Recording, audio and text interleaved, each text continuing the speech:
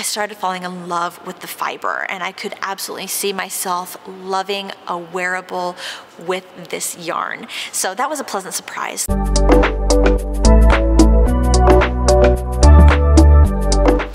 Hey yarn lovers, Tiffany here. Today we're going to dive into the world of Noro yarn. Oh my gosh, it's so fabulous. I have 3 amazing yarns to show you. We got the Natsu Miki, the Sonata, and the Ito yarn. So buckle up because we're about to have a lot of fun. First up, we got the Natsu Miki yarn.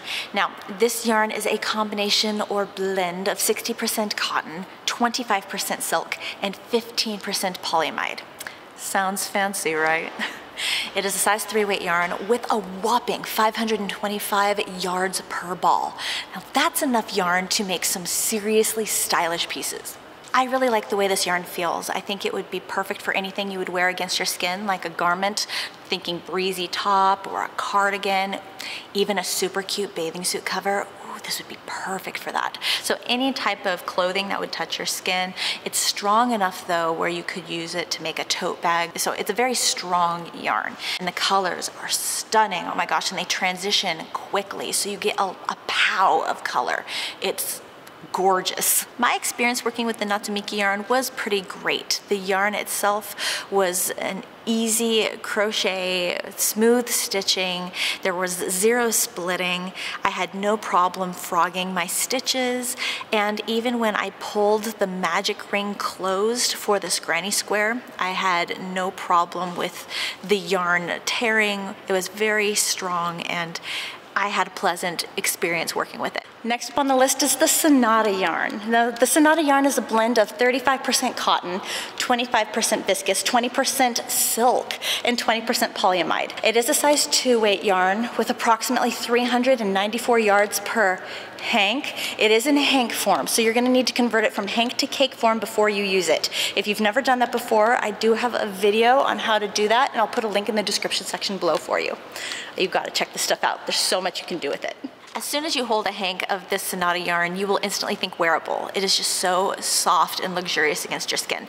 The silk really comes through with that, but it has the strength of the cotton yarn and the durability of the cotton yarn. So if you wanted to make a wearable, a top, any type of top, lightweight sweater, a cardigan, a bathing suit cover, but it has the strength where I could definitely see you making a bag or a purse with it. So there's a lot of possibilities when it comes to this Sonata yarn. And at $23 a hank, it is more affordable. So we could actually purchase 1 hank and be able to create something out of it. And if you want a larger project, it's not gonna break the bank. I loved working with the Sonata yarn. My experience with it was very smooth. The yarn itself is soft. The stitches worked up very quickly. I had no issue with it slipping or splitting. I could crochet very tight stitches. I could crochet loose stitches. Frogging was not a problem. The stitches came loose very quickly and cleanly. Even pulling the magic ring of this granny square closed was not a problem. I didn't have to worry about the yarn tearing or being fragile in any way, so I would definitely use this yarn again. Last up, but certainly not least, we have Ito. Now this yarn is a bit of a chameleon. It's a 100% wool, size 4 weight yarn, perfect for those cozy, warmer weather projects.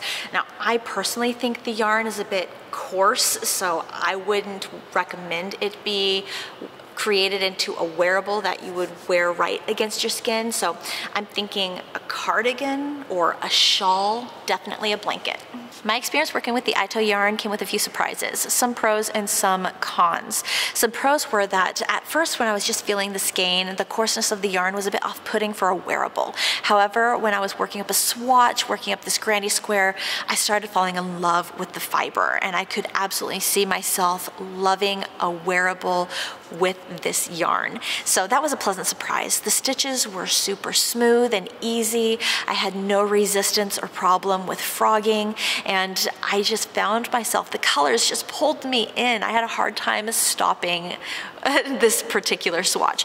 So all positives, all pros. The one con that I found is when I went to pull the magic ring of the center of the granny square, the yarn broke. And so that tells me that the yarn is a bit fragile. So be aware and be careful with that. I probably wouldn't make a tote bag with this yarn, knowing that the stress of the stitches could cause the fibers to break. However, I still believe this yarn would make the most wonderful wearable blanket, shawl, anything like that. I noticed that all 3 yarns we talked about today have the same care instructions. All 3 are dry clean only with petroleum solvent and lay flat to dry in the shade.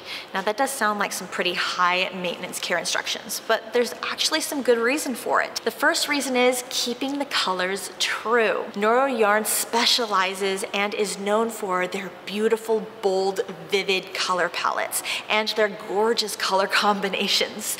To keep those colors true as long as possible, just follow these care instructions.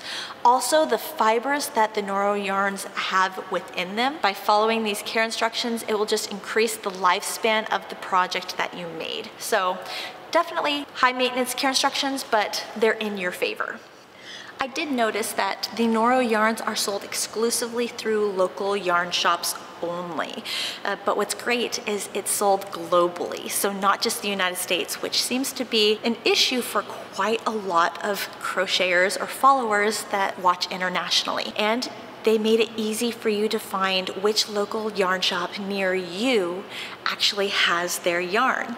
If you go to their website, noroyarns.com, you can look up the yarns and find the exact yarn you're looking for, and then you can click on Find Shop, and it'll break down countries, so find which country you live in, and if you live in the United States, it'll even break it down to which state you live in.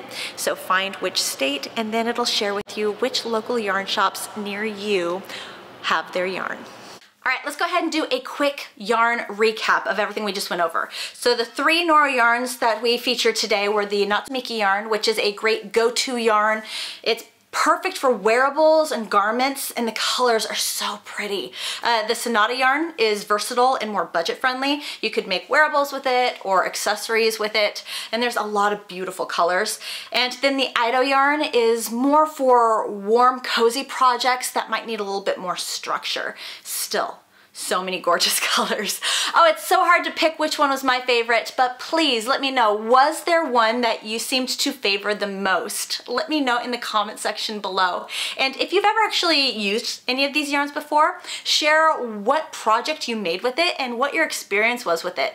That'd be so much fun. Guys, thank you so much for hanging out with me today. If you want more videos like this, please like the video. It gives me a lot of feedback. Subscribe to my channel so you don't miss upcoming videos that I'm going to be releasing. There's going to be some amazing projects and more yarn reviews. We're going to have so much fun, and I don't want you to miss out on anything. I hope you have a great week. Happy crocheting, and I'll see you at the next one.